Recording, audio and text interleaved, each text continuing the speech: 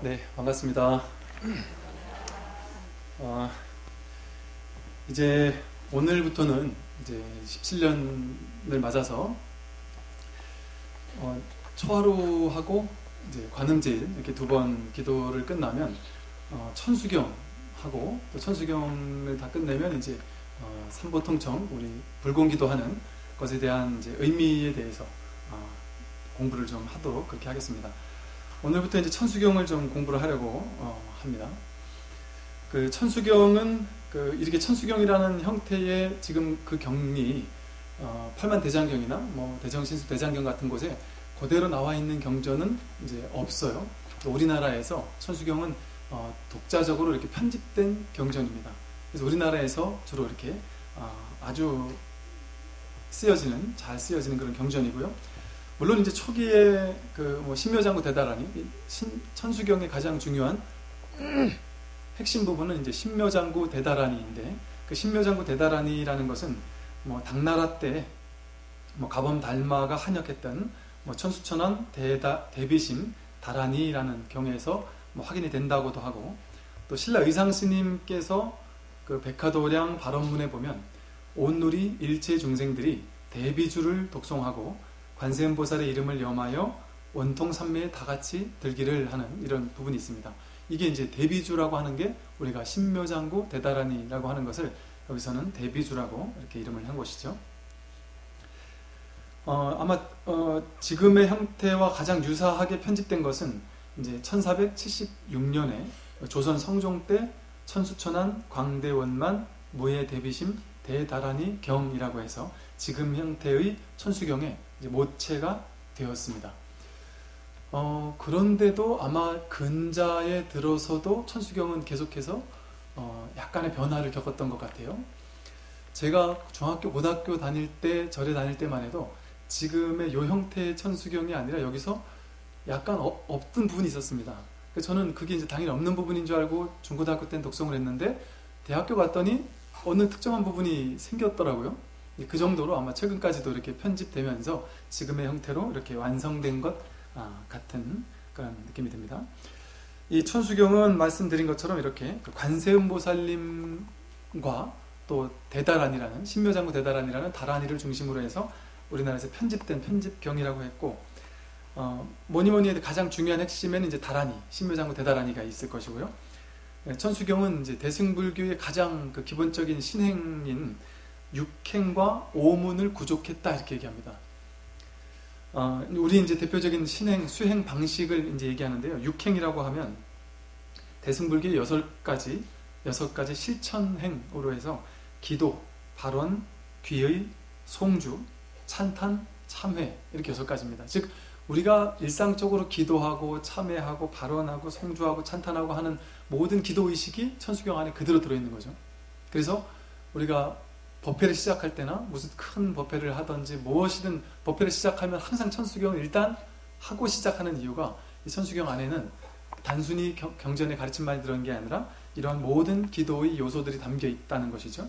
또 아까 오문이라고 했는데, 오문은 뭐냐면 5가지 실천문이라고 해서 예경문, 공양문, 참회문, 발언문, 지송문 이럽니다. 예경도 들어있고 공양도 들어있고 참회와 발언과 또 독송, 지송하는 것까지 다 담겨 있는 것이 이제 천수경이다.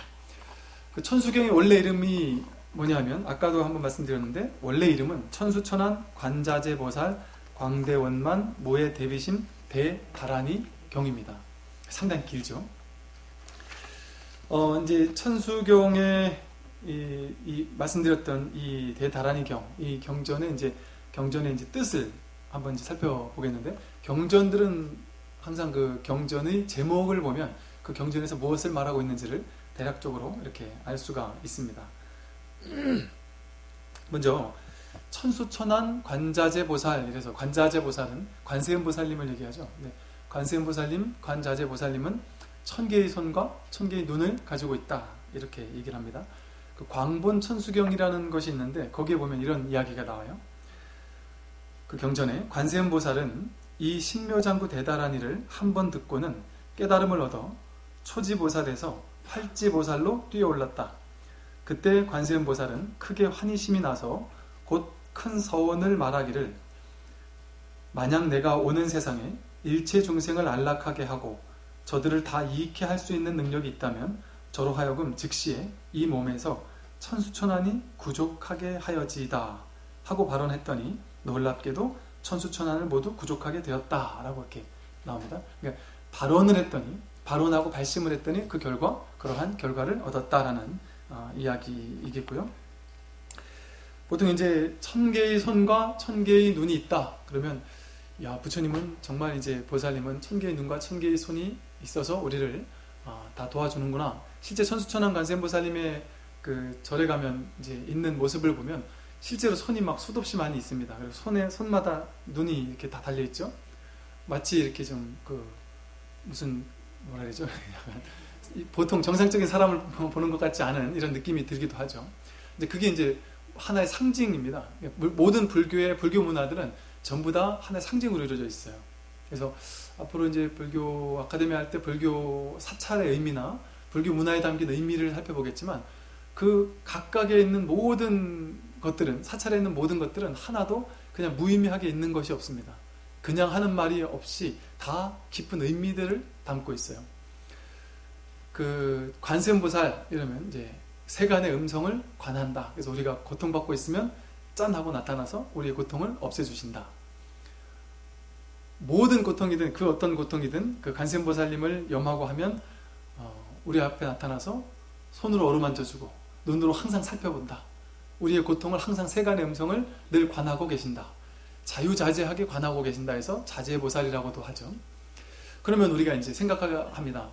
야, 관세음보살님이라는 분이 언제 태어나셨고 언제 돌아가셨을까? 관세음보살님의 양력은 어떠실까? 생애는 어떠셨을까? 어느 나라 태생이실까? 설마 이 지구에 태어나신 분이 아니라 뭐 저기 안드로메다나 딴 별에 태어나신 분일까? 여자일까 남자일까? 뭐 이런 많은 이제 상상을 하게 됩니다.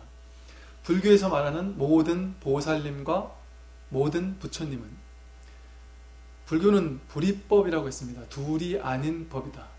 부처님이 두 분, 세 분으로 나뉘어져 있는 분이 아니죠. 우리가 깨달아 부처가 되면 법신 부처님, 부처님 그 자체, 이 부처의 당처와 하나였구나라는 것을 확인하는 것이거든요. 그러니까 여러분도 개별 몇몇 따로따로 사람들이 이렇게 수많은 사람들이 있는 것 같지만 사실은 지금 이대로 이 자리에서 부처로서 우리는 전부 다 하나입니다. 둘로 쪼개진 것은 있을 수가 없습니다. 하나이기 때문에 우리 서로 상호 연관성 속에서, 상의 상관 속에서 연결되어 있는 존재이죠. 그래서 사실은 내가 상대방에게 어떻게 말하고 생각하고 행동하느냐 하는 것은 그대로 고스란히 상대방에게 행하는 말이 아니고 나 자신에게 행하는 말입니다. 상대방을 괴롭히면 그건 나 자신을 괴롭히는 거예요. 그러니까 그것이 나중에 인과응보로 나오는 이유가 상대방이 곧 나이기 때문이죠. 내 마음속에 누군가를 미워하는 마음을 가지고 있다. 응어리어져서 풀리지 않은, 그 사람만 생각하면 막 원한이 있어서 그 사람을 괴롭히고 싶은, 막 복수하고 싶은 이런 사람을 내 마음 안에 가지고 있다 한다면 그 사람은 내가 나 자신을 미워하는 것과 똑같습니다. 누군가를 미워하는 마음이 있다. 이것은 내가 나 자신을 미워하는 마음이 있다는 거예요. 왜냐하면 그 상대방을 미워하는 그 마음은 누구 마음이에요? 내 마음이잖아요. 미워하는 그 미움이라는 마음의 씨앗이 내 안에 들어있습니다. 내 안에. 그 미움의 씨앗은 상대방을 죽이는 게 아니라, 괴롭히는 게 아니라 나를 먼저 죽입니다. 이건 내 마음이기 때문에 이 마음을 상대방한테까지 가겠어요? 상대방은 행복하게 잘 살고 있는데 나만 그 친구로 인해서 괴로워하고 있다면, 그 친구를 미워하고 있다면 이거는 상대방을 복수하는 게 아니라 나를 괴롭히는 겁니다. 그러니까 상대방이 곧 나이고 이 우주가 바로 나인 줄 아는 것이 바른 진리, 바른 법에 가까이 가는, 한 발 다가가는 방식입니다. 그래서 이처럼 불교의 모든 가르침은 하나의 가르침입니다. 불이법. 그래서 절에도 보면은 대웅전, 부처님이 계시는 대웅전까지 가려면 수많은 문들을 거쳐야 되죠. 처음에 일주문 거쳐서, 금강문 거쳐서, 사천왕문 거쳐서 이제 부처님 가까이 가기 직전에 있는 마지막 관문, 부처님 법당이 있는 바로 앞에 있는 마지막 문이 무슨 문이라 그러죠? 해탈문 혹은 불이문이라고 합니다. 즉 해탈의 문으로 들어가려면 이걸 불이문 해탈문을 같이 쓰는 이유가 해탈의 문으로 들어가서 부처님과 하나가 되려면 불이법을 통과해야 돼요. 불이문을 통과해야 됩니다. 불이라는 것은 아니 불자에 둘 이자입니다. 둘로 나뉘어지는 것은 없다라는 관문을 통과해야 됩니다. 둘로 셋으로 넷으로 쪼개지는 것은 이 세상에 이 우주에 없다. 없습니다. 예를 들어 여러분께서 내가 뭔가 간절히 원하고 바라는 기도하는 바가 있는데 이 기도를 이루려면 기도빨이 센 절에 가야 된다. 기도를 잘 이루어주는 부처님을 찾아가야 된다라고 생각하셔서 저 봉정암을 찾아서 1박 2일을 길을 쓰고 가신다. 좋습니다. 그리고 또 저 대구에 갓바위에 가서 꼭 소원 하나 이루어진다고 했으니 거기를 가야 되겠다 해서 가서 기도를 하신다. 좋습니다. 그런데 정말 중요한 사실은 그러니까 쉽게 말해 이렇게 생각하면 되죠. 깨달음을 얻은 부처님이 계신다면, 도인이 큰 스님이 계신다면 그분이 기도하려고 갓바위까지 쫓아 올라가고 백담사까지 쫓아 올라가겠어요? 깨달은 분이라면 지금 이 자리에 부처가 있다는 사실을 알고, 내가 바로 부처라는 사실을 알고, 내 앞에 있는 풀 한 포기가 햇살의 한 줌이, 나를 스쳐가는 바람 한 줌이 그대로 부처라는 것을, 둘이 아니다라는 것을 아는데 뭐로 그 먼 데까지 굳이 가겠는가? 물론 가지 말라는 건 아니지만 가는 그 정성이 기도의 반을 하는 것이기 때문에 가는 것도 의미가 있겠죠. 그런데 굳이 못 간다고 하더라도 마음속에서 저 사람은 여건이 돼서 가는데 나는 못 가니까 저 사람은 잘 되지만 나는 못 되겠구나, 이런 암담함을 가질 필요는 전혀 없습니다. 재미삼아 재미난 얘기를 해드리면요, 이제 그런 얘기가 있어요. 이제 군대에도 설악산 봉정암에 가서 기도를 하면 진급을 한다, 장군이 된다, 이런 얘기가 있단 말이죠. 그럼 이제 우리가 쉽게 생각해 보죠. 봉정암에 가서 평생 한 번이나 두 번이나 세 번 가서 기도하겠죠, 그죠? 한 서너 번 가서 기도하겠죠, 그죠? 평생토록. 그렇게 봉정암 가서 한 번, 두 번, 세 번 기도해가지고 장군이 된 사람이 더 많을까요? 아니면 우리 여기 원강사는 늘 장군분들이 왔다 갔다 하시죠. 늘 연관 장교분들도 왔다 갔다 하시고 그분들이 장군 다신 분들이 엄청 많겠죠. 그러면 봉정암 가서 기도해서 장군 다신 분이 더 많을까요? 원강사 와서 기도해서 장군 다신 분이 더 많을까요? 원강사가 훨씬 많죠. 말하자면 제가 원강사 홍보하려는 것이 아니라 어디 간들 어느 부처님이든 어느 절이든 그것이 절이 아니라 내 집이든 내 남편 앞이든 내 아들 앞이든 어디든 부처가 없는 곳이 있겠습니까? 근데 특정한 곳에만 부처가 있다고 생각하면 그것은 벌써 불이법에 어긋나는 것이죠. 그곳에는 더한 위대한 부처님이 있고 여기는 부처가 없다라고 생각하니까. 물론 그런 것은 있습니다. 집에서보다는 절에 와서 또 많은 신도님들, 스님들이 함께 기도하고 공부하고 법이 있는 절에 오는 것이 훨씬 기도도 잘 되고 수행도 잘 되겠죠. 그건 왜 그러겠어요? 그는 도반이라는 것이 중요하고 이 법을, 여러분들도 그렇잖아요. 절에 오면 주로 불교 얘기하잖아요. 그리고 또 절에 오면 도반들하고 얼굴 붉히지 않잖아요. 근데 밖에 나가서 친구들 만나면 늘 아파트 값이 떨어지네, 무슨 아들이 대학교 좋은 데 가네, 안 가네, 남편이 돈을 많이 벌어오네, 적게 벌어오네, 어디가 가면 무슨 돈을 벌 수 있다는 둥 하는 이런 얘기들 주로 이렇게 하며 살기 쉽단 말이죠. 근데 이제 법에 있는 곳이 오면 우리가 항상 법을 이야기하고 법을 나누고 법문을 듣고 이런 분위기 속에서 이게 이제 하나의 공명의 법칙이죠. 마음에서 마음으로 서로 이심전심으로 마음의 파장이 법을 향하는 파장으로 진동하는 것이죠. 이걸 부처님께서는 그래서 깨달음을 얻는데 도반 얻는 것은 깨달음의 반 정도는 되는 것 같습니다 라고 안한존자가 말했더니 부처님께서 아나나 그렇지 않다. 좋은 도반을 얻는 즐거움은 그것은 깨달음의 반이 아니라 깨달음의 전부이다, 이렇게 얘기를 했어요. 그리고 우리 불교에서는 언제나 그 바른 스승을 만나서 바른 법을 듣는 것을 아주 중요하게 여겼고 그것이 깨달음의 전부와도 같다라고 했습니다. 그래서 우리가 관세음보살님 이렇게 얘기를 하면 천수천안에 관세음보살님이 계시니까 내가 관세음보살님을 열심히 부르면 관세음보살님이 짠 나타나서, 아니면 몽중가피를 열어주셔서 꿈속에 관세음보살이 짠 나타나게 해서 나에게 어떤 메시지를 주고 가시겠지. 그리고 그런 꿈을 꾼 사람을 우러러봅니다. 야, 저분은 얼마나 기도를 열심히 했으면 꿈속에 관세음보살님 시기나 나타나서 저렇게 좋은 현몽을 꾸게 해주셨을까? 나는 기도를 지질하게 못했으니까 나한텐 관세음보살님이 나타나지도 않고 나도 한번 그런 꿈을 꾸고 싶다. 이것이 전부 다 망상입니다. 망상입니다. 관세음보살님 꿈을 꿨다고 해서 더 신심이 깊은 사람이냐? 그렇지 않습니다. 그렇지 않죠. 꿈의 내용에 따라서 내가 뭐 기도를 잘했냐 못했냐 그렇지 않습니다. 오히려 예를 들어 꿈이 뒤숭숭하고 안 좋은 꿈을 꿨어요.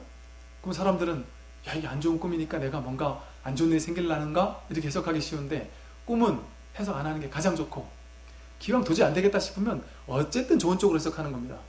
좋은 꿈을 꾸면 아, 좋은 일이 있으려나 보구나, 내 마음이 좋은 마음으로 파동치니까 좋은 꿈을 꾸는구나 이렇게 생각하면 되고요. 근데 절이 열심히 나오고 기도 열심히 하는데 나쁜 꿈, 아주 막 험악하고 무시무시하고 막 심지어 내가 죽거나 다치거나 뭐 이런 아주 무서운 꿈을 꿀 수 있어요. 그런 꿈은 왜 나타날까요? 업장이 소멸되려고 그런 꿈을 꾸줍니다. 쉽게 말해 업장이 이제 기도를 많이 해서 업장이 소멸되고 이러는 중에 그런 무시무시하고 안 좋고 이런 꿈들, 이런 것들이 꺼주면서 어떤 것과 비슷한 효과냐면, 우리 일상생활에서 내가 기도 열심히 하고 법문을 열심히 듣고 절에 열심히 나와도 내가 얼만큼 공부가 된지를 잘 알 수 없잖아요. 그런데 그야말로 꿈이라는 어떤 하나의 힌트를 통해서 내가 이렇게 어둡고 탁한 부분들이 없어지려면 어떻게 없어집니까? 펼쳐놔야지 없어져요. 풀려놔야지 없어집니다. 근데 현실에서 풀려나면은 우리에게 괴로움이 생기거나 아픔이 생길 수밖에 없잖아요. 그러니까 꿈을 통해서 풀려남으로써 간접적으로 업장이 소멸되는 것을 경험하는 것일 수도 있는 것이죠. 혹은 또 우리가 괴로운 일이 생길 때 아주 큰 아픔을 겪겠지만, 이렇게 이제 전화벨 소리를 딱 이렇게 들으면서 이제 오늘은 보니까 그런 분들이 전혀 한 분도 안 계시네요. 전화벨 소리를 중간중간에 한 번씩 이렇게 올려주심으로써 이 신경을 그쪽으로 자꾸 이렇게 쓰게 됨으로써 저분은 왜 저 꺼놓지 않았을까 이런 마음을 가짐으로써 한번 주의 환기를 해서 다시 한번 이렇게 법문에 집중할 수 있는 또 좋은 계기를 마련해 주기 위해서 이렇게 소리를 자비심으로 이렇게 켜주셔서 감사합니다. 그래서 중요한 점은요, 우리가 마음 공부하는 데 있어서 가장 중요한 점은 이 불이법을 깨닫는 겁니다. 불이법을 깨달으면 여러분들이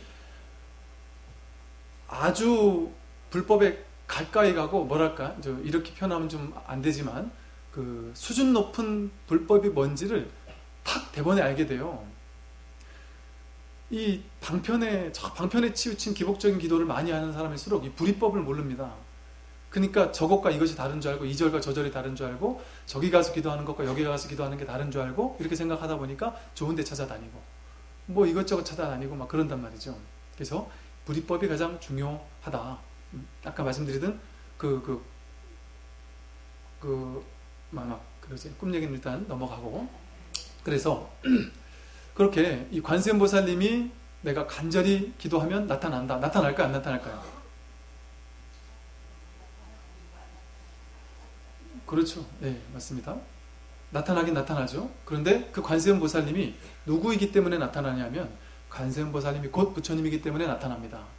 그 관세음보살님이 곧 나 자신이기 때문에 나타납니다. 언제나 나타나지 않은 적이 없기 때문에, 내가 바로 관세음보살님이고, 내가 바로 부처님이고, 내가 바로 지장보살이고, 내가 바로 아미타 부처님인데, 스님 저 절에 가니까 지장보살 신앙을 많이 해서 지장보살만 하던데, 저는 원광에서 관세음보살님을 맨날 부르다가 저질 가서 관세음보살님을 하니까 이걸 해도 될지 안 해도 될지 관세음보살님을 배신하는 것 같아서 참 그렇습니다, 이런 분도 계셨고, 또 어떤 아미타 도량에 가니까 전부 다 아미타 부처님을 연불 하면서, 부처님을 연불해야지 아미타불이나 지장보살이나 보살님들을, 부처님보다 밑에 급수인 보살님을 연불하면 기도도 더 느리다, 부처님을 연불해야 된다, 이래서 아미타불을 하라래던데, 그렇게 해야 되는 거 아닙니까?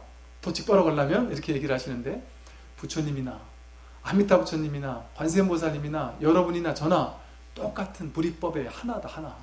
똑같은 부처님이에요. 그러니까 불교에서는 무수히 많은 부처님을 방편으로 설할 수 있는 겁니다. 오죽했으면 삼천불 명호 경이 있죠. 그는 처음부터 끝까지 부처님 명호밖에 안 나오는데 경전이에요. 부처님 명호밖에 없는데. 왜 그렇게 많은 무수한 부처님이 계실 수가 있냐 하면 여러분 부처님, 저 부처님, 앞에 계신 지장의 부회장님 부처님, 모든 분들 한 분 한 분이 본인 이름 후에 뒤에 부처라는 이름만 붙이면 그게 다 수없이 많은 부처님이니까. 지구상에 70억 인구가 전부 다 부처 아님이 없으니까. 하다못해 개나 돼지나 소나 하다못해 바람과 구름과 하늘조차 부처 아닌 것이 없으니까. 어디에 가도 부처 아닌 것을 도대체 찾을 길이 없으니까 관세음보살님을 염하는데 관세음보살님 안 나타날 수가 있습니까? 그러면 왜 굳이 관세음보살님을 명호를 염해라 혹은 이 신묘장구 대단하리를 독송해라 라고 했을까요? 천수경에서 왜 그렇게 했느냐 하면 우리는 평소에 부처임에도 불구하고 관세음보살임에도 불구하고 부처로 살지 못합니다. 중생으로 살지요. 자승자박이라고 해서 무승자박이라고 해서 포승줄로 누가 묶은 적이 한 번도 없어요. 그런데 내 스스로 내 몸을 꽁꽁 묶어놓고 내 스스로 거기에 꽉 틀어박혀가지고 괴로운 삶을 살고 있습니다. 괴로움을 내 스스로, 내 분별심으로, 내 분별 망상으로 내 스스로 괴로움을 만들었습니다. 제가 이 얘기 끊임없이 하죠. 이건 제 얘기가 하는 얘기가 아니라 부처님 경전에 처음부터 끝까지 제일 중요한 핵심은 머릿속으로 생각을 가지고 분별 망상을 가지고 분별심을 가지고 끊임없이 중생스러운 생각만 하고 사니까 괴로운 거다. 내가 그런 생각만 멈춘다면 괴로울 일이 없는데 우리 스스로 내 머리를 가지고 끊임없이 중생의 생각, 중생의 사고방식을 가지고 살고 있습니다. 그래서 관세음보살 명호를 염하라 하는 이유는 관세음보살하고 명호를 염한다라는 건 뭐예요? 막 생각, 번뇌망상에 생각에 힘을 주면서 생각에 에너지를 주면서 생각 따라가다가 그래서 중생의 삶을 막 계속 살아가다가 하루에 막 5만 개, 6만 개 생각이 일어난답니다. 뇌과학에서 보면. 그러니 그 5만 개, 6만 개의 생각이 나를 지배하게 만들면서 그 생각을 따라가면서 온갖 분별심으로 괴로움을 만드는 삶을 살다가 관세음보살 연부를 딱 하는 순간 그 생각을 딱 내려놓고 관세음보살 명호에 집중하는 거 아니겠습니까? 관세음보살 명호의 그 자체에 집중함으로써 생각과 분별망상을 잠시 내려놓고 지금 이 순간, 지금 이 자리에 무엇이 있는지, 내가 관세음보살님을 염하는 이 순간에 도대체 무엇이 있는지, 내가 망상 분별하든 이것만 있는 것이 아니라 망상 분별이 탁 놓여진 지금 이 자리에 무엇이 있는지, 진짜 배기가 무엇이 있는지를 바로 관해보기 위해서 지금 이 자리에는 우리가 번뇌 망상을 하기 때문에 우리가 보는 것은 중생의 시야로만 보입니다. 여러분 눈에는 제가 보이죠? 제가 뭘로 보입니까? 부처로 보이지 않고 어떤 스님으로도 보이고 또 분별해서 보이죠. 제가 키가 큽니까? 작습니까? 큰지 작은지 분별해서 보고요. 제가 좀 잘생겼나요? 못생겼나요? 그것도 분별해서 보고요. 또 내가 호감형인가요? 호감형 아닌가요? 그것도 분별해서 봅니다. 여러분 머릿속에 판단을 가지고 저를 판단합니다. 아, 이 스님은 아주 신도님들이 공부를 워낙 많이 하셔가지고 스님들 법문 한번 딱 들으면 그 스님을 확 꿰뚫어 봐. 판단 딱 해버려서 아, 이 스님은 아주 그 스님에 대해서 아주 법문에 대해서 아주 파악을 잘 하십니다. 그렇게 이제 계속해서 머릿속으로 분별을 하는 거죠. 모든 걸 분별합니다. 부처님은 어떻고 상호가 어떻고 이렇다 저렇다 옳다 그러다 맞다 틀리다 모든 부분에서 분별을 해서 밖에 볼 수 없어요. 분별하지 않고 볼 수 있을까요, 여러분? 분별하지 않고 이걸 보면 이게 뭡니까?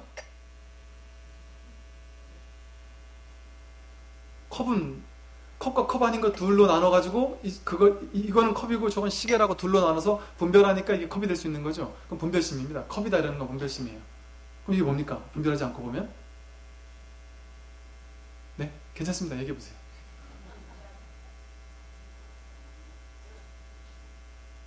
아니, 안 들립니다. 제가 귀가 부처는 우리가 좀 전에 배웠던 부처라는 개념을 배웠죠. 과거에 배웠던 부처라는 개념을 가지고 부처 이렇게 얘기한 것이죠. 그것도 옛날에 배웠던 개념을 가지고 입힌 겁니다. 모든 우리 머릿속에서 일어나는 개념은 과거에 만들어진 거죠. 과거와 현재라는 두 가지를 분별해서 과거에 만들어진 걸 가지고 지금 현재를 판단하는 분별심입니다. 분별심이라는 것은 언제나 지금 이 자리를 보지 못하고 과거나 미래로 왔다 갔다 해서 그것을 판단합니다. 있는 그대로 그걸 보지 못하고 과거에 내가 배웠던, 경험했던 무언가를 통해서 그것을 파악할 수밖에 없는 게 분별심이 가지고 있는 한계죠. 그럼 이것을 분별하지 않고 바라보면 뭐가요? 입을 벌려 말하는 순간 벌써 어긋나죠. 입을 벌려 말하면 뭐라고 해도 이건 틀리잖아요. 분별할 수밖에 없습니다. 그러니까 유마거사가 침묵한 것처럼 그 침묵밖에 할 수가 없습니다. 제가 이 질문을 대학교 2학년 때 수련회 가서 어떤 스님이 이 질문을 똑같이 했습니다. 분별하지 않고 보면 이것이 뭐냐 하면서 죽비를 들어 보이시면서 이게 뭐냐? 나무다, 긴 거다, 어쩌고 저쩌고 막 이런 얘기가 나왔는데 제가 머리를 막 굴리다가 가장 머리를 안 굴릴 수 있는, 가장 분별하지 않을 수 있는 답변이 뭘까를 머리를 계속해서 굴리다가 제가 무언가 이랬습니다. 근데 기억이 나네요. 하여간 뭐라고 이름할 수 없는, 뭐라고 이름했다 하면, 그래서 말로 표현하면 그건 어긋납니다. 그래서 불교에서는 명상이라고 그래요. 명은 이름을 짓는다. 그럼 어긋나 버립니다. 상을 짓는다? 그럼 어긋나 버려요. 이게 길거나 짧다라고 생각하면 그건 벌써 분별입니다. 이거 죽비라고 이름 지어버리면 그건 벌써 분별입니다. 그러니까 이게 길다 짧다 옳다 그르다 맞다 틀리다 이게 이름이 뭐다? 이 모든 것은 명 아니면 상이에요. 그래서 명상을 타파해야 한다라고 해요. 이름과 모양을 타파해야 한다라고 이야기를 하는 것이죠. 그래서 이름과 모양으로 지어진 모든 것은 분별심일 수밖에 없습니다. 그러니까 여러분들은 지금 언제나 부처를 보지 않고 내 머릿속에 분별심을 걸러서, 색안경처럼 걸러서만 세상을 볼 수 있습니다. 이 긴가요? 짧은가요? 길어요 하면 분별이죠. 전봇대 옆에 가면 이거는 긴가 짧은가요? 전봇대 옆에 있으면 이건 짧죠. 성냥개비 옆에 가면 이건 길죠. 네, 그러면 이제 이건 깁니까 짧습니까? 긴 것도 아니고 짧은 것도 아니다. 왜 경전에 그런 얘기가 많이 나오는지 아시겠죠? 이건 긴 것도 아니고 짧은 것도 아닙니다. 여러분 남편은 참 좋은 남편입니까? 개떡 같은 남편입니까? 참 좋은 남편인가요? 별로인 남편인가요? 분별할 수가 없습니다. 내 남편이 참 별로라고 여긴다면 정말 괜찮은 남편을 보고서 내 남편과 비교하니까 내 남편이 별로죠. 그런데 옛날 우리 할머님들 많이 당하고 사는 것처럼 옛날에 할아버지들은 막 마누라를 맨날 패고 막 그러셨잖아요. 그런 말도 안 되는 할아버지를 내 남편과 비교하면 아주 또 훌륭한 남편일 수도 있고, 비교해야지만 이 남편이 괜찮은 남자인지 안 괜찮은 남자인지를 알 수 있어요. 파악할 수 있어요. 비교하지 않으면 내 남편은 그냥 있는 그대로의 한 존재일 뿐입니다. 있는 그대로의 한 사람일 뿐이에요. 그 사람을 좋아할 필요도 없고 싫어할 필요도 없고, 진정한 자비가 뭐냐면요, 진정한 사랑이 뭐냐면 좋고 싫은 사람을 나눠놓고 이거 할 땐 좋고 저거 할 땐 싫고, 이건 진정한 사랑이 아닙니다. 비교해서 이 사람은 좋고 저 사람은 싫다? 이거는 진정한 사랑이 아닙니다. 있는 그대로 보아주는 것이 진짜 사랑입니다. 있는 그대로 보아주는 것. 여러분 남편이 나한테 잘할 때 야 우리 남편 사랑해, 이게 사랑이 아니고 잘하든 못하든 언제나 있는 그대로 보아주는 것, 그게 진짜 사랑입니다. 진짜 자비이고요. 분별하지 않는 것이 진짜 사랑입니다. 그래서 분별하지 않는 것이 진짜 지혜고요. 분별하지 않는 것이 중도입니다. 이걸 길다라고도 분별하지 않고 짧다고도 분별하지 않고 있는 그대로 보는 걸 중도라 그러죠. 극단으로 보지 않는 것. 그러니까 전봇대 옆에서는 전봇대란 인연이 오면은 짧고 이쑤시개란 인연이 오면 길잖아요. 그러니까 인연 따라 길거나 짧아질 뿐이지 연기법일 뿐이지 이건 실체가 없어요. 그러니까 무아라고 하고 공이라고 해요. 실체가 없으니까. 그러니까 이걸 우리는 맞다 틀리다 옳다 그르다고 분별할 수 없습니다. 여러분 자식이 잘하고 있는지 못하고 있는지를 분별할 수 없어요. 그냥 있는 그대로의 자식으로 있는 그대로 바라볼 수 있을지언정 어떻게든 판단하고 분별해서 보면 그것은 어리석은 판단일 뿐이다. 있는 그대로 보지 못하는 것이죠. 그래서 관세음 보살님께서 관세음, 세간의 음성을 관한다, 자유자재하게 관한다라는 것은 어떻게 관하는 것이냐? 바로 이것을 보고 분별하지 않고 보는 것을 얘기합니다. 중도적으로 보는 것, 공으로서 보는 것, 연기로서 보는 것, 있는 그대로를 있는 그대로 보는 것. 그럼 여러분들이 괴로울 일이 있겠습니까? 남편이 지난달까지는 월급을 한 한 300만 원 갖다 주다가 이번 달 갑자기 200만 원 가져왔는데 분별하면 괴롭죠. 이놈이 어디서 100만 원을 띵겨놓고 왔나 싶기도 하고, 분별하면 괴로운데 과거와 현재를 분별하지 않으면 뭔가요? 그냥 어떤 한 존재가, 그럼 뭐 남편이라는 것도 분별이죠. 어떤 한 남자가 갑자기 나한테 200만 원을 갖다 주는 겁니다. 어떤 사람이, 이게 얼마나 놀라운 일입니까? 얼마나 고맙고 감사한 일입니까? 이게 너무너무 고마운 일이죠. 과거 비교하니까 이게 싫다 좋다 하는 생각이 드는 것 뿐이지, 모든 일은 있는 그대로 아름답습니다. 있는 그대로 판단할 것 없이 그것 자체로 아름다운데, 그 아름다운 장엄함을 보지 못하고 놀라움을 보지 못하고 우리는 언제나 내 머릿속으로 시비 분별하기 때문에, 좋다 나쁘다 옳다 그르다 맞다 틀리다 계속해서 판단하기 때문에 내 판단에 걸러서만 좋거나 나쁠 수 있고, 내 판단에 걸러서만 괴롭거나 행복할 수 있습니다. 실제 괴로움이라는 것은 없어요. 행복이라는 것도 없습니다. 있는 그대로의 삶이 있을 뿐이에요. 지금 이대로의 삶이 있을 뿐입니다. 지금 이대로의 있는 그대로의 삶은 좋거나 나쁜 것이 아니죠. 이렇게 여여한 것이죠. 여여하다 한결같고 변함없이 여여하다 한결같다. 그래서 관자재보살, 자유자재하게 관한다라는 것은 지금 이대로의 삶을 자유자재하게 보라는 겁니다. 있는 그대로 관하라는 겁니다. 분별해서 보지 말고, 분별하고 해석하고 망상을 가지고 색안경을 껴서 내 현실을 해석하지 말고 있는 그대로 보라는 거예요. 있는 그대로 볼 때 우리에게는 아무 문제가 없습니다. 그렇게 있는 그대로 보게 되면 내가 바로 관자재보살이 되고 내가 바로 관세음보살이 된다. 그렇게 있는 그대로 볼 때 어떤 일이 벌어지느냐, 그 관세음보살님, 그 부처님께서 천수천안으로 나를 어루만지고 있고, 나를 따스하게 안아주고 있고, 나를 따뜻한 눈빛으로 언제나 관찰하고 계시는 것이죠. 왜? 내가 바로 부처니까. 내가 분별 없이 바라보는 그 자체가 관세음보살이니까. 관세음보살님이라는 어떤 하얀 옷 입은 어떤 분이 저 하늘에 있다가 내가 관세음보살 부르면 짠하고 나타나서 도와주고 샥 가는 게 아니고, 언제나 내 옆에 나와 한 틈도 떨어지지 않고 1mm도 떨어지지 않고 나와 하나로서 언제나 같이 있는데, 그래서 내 안에서 관세음보살님이, 내 밖에서 내 안에서 모든 곳에서 안팎에서 두루두루 관세음보살님이 나를 응원하고 있고, 제발 분별하지 좀 마라. 막 괴로움에 빠져 있어요. 자식이 좋은 대학 못 가가지고 너무너무 슬픔과 괴로움에 막 빠져 있어서 막 너무 괴로워하는 사람에게, 아이고 정말 너 왜 이렇게 그 분별, 그건 100% 분별 망상이다.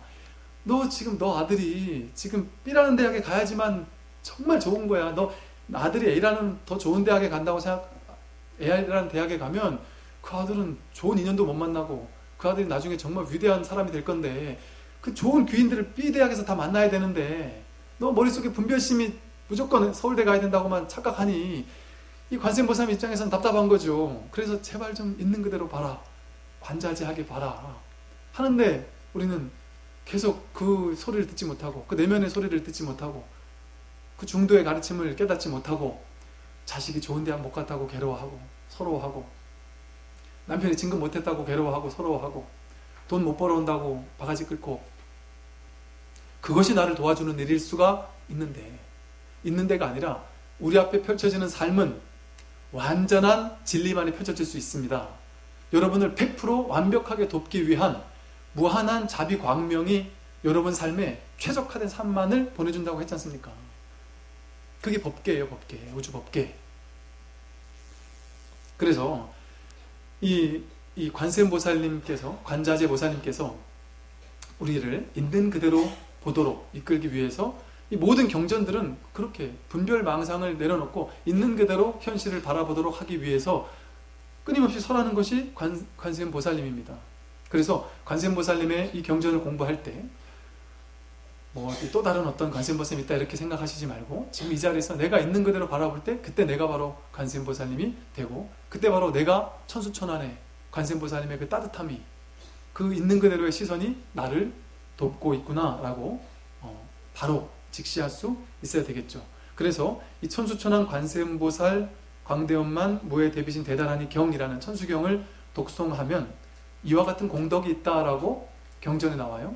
어떤 공덕이 있다고 나오냐면 10가지 공덕이 있는데, 첫 번째, 모든 중생이 안락을 얻는다.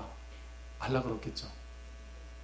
분별하지 않고 있는 그대로 보게 되면 안락을 얻지 않을 수가 없습니다. 모든 병이 낫는다. 병은 대부분이 마음의 병이, 전부 다 마음의 병입니다. 완전히 마음의 병이죠. 육신의 병도 사실 마음의 병입니다. 왜?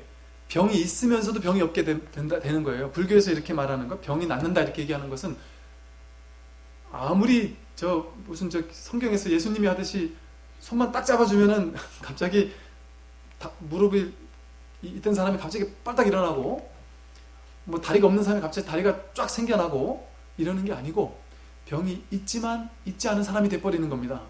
이게 불교에서의 놀라운 공덕입니다. 모든 불교의 공덕은 이와 같아요. 깨달으면 망상이 없을 것 같죠? 생각이 없을 것 같죠? 생각이 있으면서 생각이 없어지는 겁니다. 병이 있으면서 병이 없어지는 겁니다. 누구처럼? 부처님처럼. 부처님도 썩은 음식 먹으면 배탈 나셨죠? 몸은 아팠어요. 그러나 마음은 하나 흔적이 없이 전혀 걸림이 없었습니다. 부처님도 돌아가셨죠? 늙고 병들고 돌아가셨습니다. 우리랑 똑같이. 부처님도 우리처럼 남들에게 모함도 받고 괴로운 일도 생기고 슬픈 일도 생겼습니다. 사랑하는 가장 중요한 두 제자가 먼저 죽게 되는 일도 겪었습니다. 그런데 죽어도 죽지 않는 깨달음을 얻었기 때문에, 생사가 곧 불생불멸이라는 것을 알았기 때문에 죽었지만 죽은 것이 아닌 거죠. 이게 부처님의 깨달음입니다. 여러분이 깨닫고 나면 지금과 전혀 다른 사람이 되는 게 아니라는 거죠. 지금과 똑같은 사람입니다. 단 번뇌망상이 없어서 모든 일이 벌어지는데도 불구하고 아무 일이 없는 거야. 모든 괴로움이 일어나는데도 불구하고 나에게는 아무런 흔적이 없고 아무런 괴로움이 아닌 것이죠. 딱 깨닫는다고 해서 분별하지 않으니까 짜장면집 가서 짜장 먹을래, 짬뽕 먹을래 이러니까 나는 분별하지 않습니다. 아무거나 주는 대로 먹겠습니다. 이러지 않는다는 거죠. 그냥 선호하죠. 짜장, 난 짬뽕 이렇게 얘기할 수 있는 것이죠. 그러니까 분별하지 않는다고 해서 생각하지 않는다는 게 아닙니다. 생각할 건 다 하지만 거기 걸리지 않는다라는 것이죠. 그래서 세 번째는 이 병이 있지만 병이 낫는 것이죠. 또 오래 산다. 갑자기 깨닫고 나면, 이 불법을 공부하고 나면 100살, 200살, 300살, 500살 산다는 얘기가 아니고, 왜 오래 살까요? 죽어도 죽는 게 아니니까. 영원히 사는 것이죠. 왜? 생사가 따로 없으니까. 나고 늙고 병들고 죽는 게 따로 없기 때문에 진짜 오래 사는 거예요. 그래서 경전을 볼 때 문자 그대로 보면 안 됩니다. 경전의 숨은 참뜻을 알고 경전을 봐야 되는 것이지. 근데 이 문자만 보니까 신묘장구 대단한 이를 많이 독송하면 내가 병이 낫겠지. 그것도 일부분 필요하지죠. 그리고 물론 분별망상이 사라지고 기도 수행을 하게 되면 당연히 병은 낫게 되는 것들이 많습니다. 물론 안 낫는 병들도 있겠죠. 근데 상당 부분이 낫게 되죠. 왜냐하면 마음에서 온 병이 워낙 많기 때문에. 마음에서 오는 많은 병들이 소멸하겠죠. 그러고 가져가야 되는 병은 그냥 가져가겠죠. 옛날 사람들이 암이 없었던 게 아닙니다. 암을 달고 죽을 때까지 살았다 그래요. 건강하게. 암을 가지고 있으면서 죽을 때까지 간 거예요. 70, 80, 90까지 산 거예요. 40살, 50살 때 암을 걸렸는데 그거 가지고 그냥 70, 80까지 간 겁니다. 다만 더 악화시키지 않고서 그냥 간 거죠. 그러니까 암이 있는 게 문제가 아니에요. 그걸 더 악화시키는 내 마음이, 내 생활 방식 이런 것들이 문제라면 문제가 될 수 있겠지만, 그러니까 그거 자체는 아무 문제가 되지 않습니다. 오래 살고요. 또 부자가 된다. 부자가 된다도 갑자기 돈이 1000억이 생기는 게 아니고 지금 이대로 완전한 부자가 됩니다.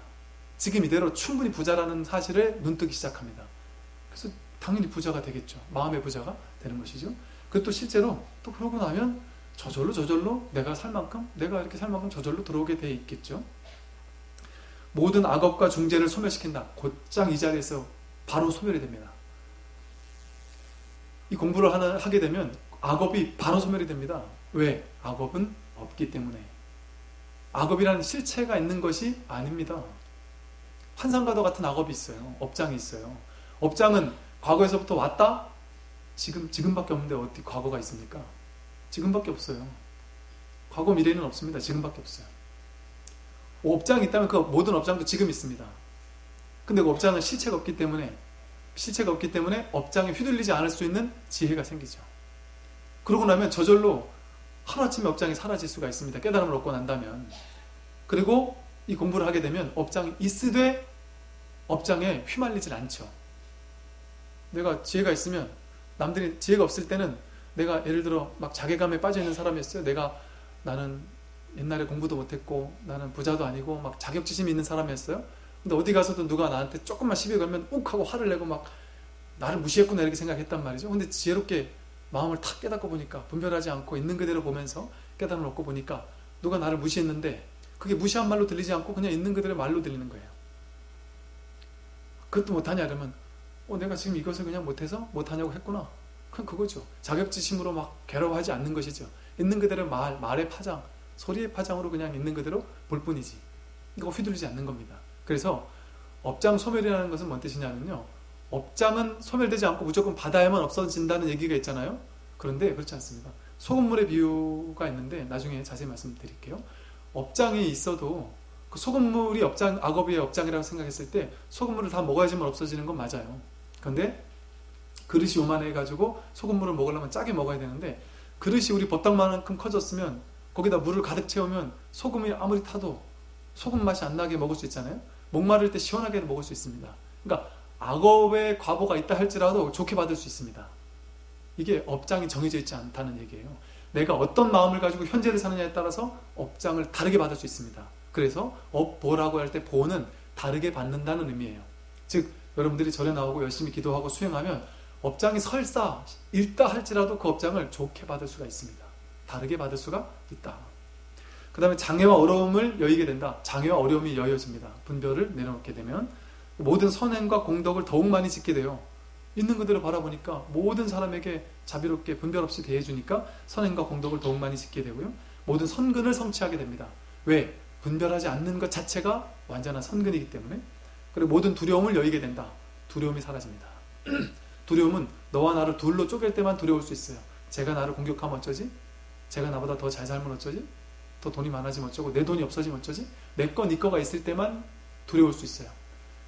불이법에 통달하게 되면 두려움이 사라집니다. 이 세상에 두려울 게 하나도 없다라는 게 삶의 진실이에요. 여러분들은 두려움에 살지만 미래가 두렵고 노후가 두렵고 다음 생이 두렵겠지만 두려운 것은 하나도 없다는 게 부처님 가르칩니다. 절대 두려울 필요 없습니다. 여러분의 노후는 우주 법계가 진리가 부처님께서 알아서 챙겨줍니다. 내가 아웅다웅하지 않아도 저절로 돈이 벌리게 돼 있어요. 저절로 밥때가 되면 밥을 먹게 돼 있어요.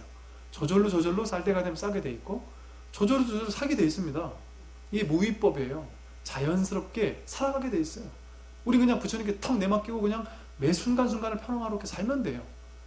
죽고 나서 두려울 필요가 전혀 없습니다. 두렵다는 생각이 있을 뿐 죽고 나서 두렵다는 것이 누가 증명해 본 적이 있습니까? 죽음은 두려운 어떤 무언가가 아닙니다. 그래서 모든 두려움을 여의게 되고 마지막으로 구하는 바를 속히 이루게 된다. 마음 내는 대로 이루게 된다. 그러나 깨닫고 나면 구하는 것이 사라져버려요. 구하는 법이 사라지고 지금 이대로가 완벽하게 모든 구하는 것이 이루어진 순간이라는 것을 깨닫게 됩니다. 그러니까 모든 구하는 게 다 충족하게 되는 것이죠. 그러니까 지금 제가 말씀드린 것처럼 이렇게 10가지 공덕을 들을 때 기복적으로만 이해를 하게 되면 내가 이걸 하면 이렇게 되겠지. 세속적으로만 이해해서는 안 된다. 출세간의 어떤 본질적인 가르침을 세간적으로만 이해해서는 안 되는 게 부처님 가르침의 핵심입니다. 그래서 이제 다음 주부터는 본격적으로 이제 경전에 들어가서 말씀을 드리도록 그렇게 하겠습니다. 네, 수고하셨습니다.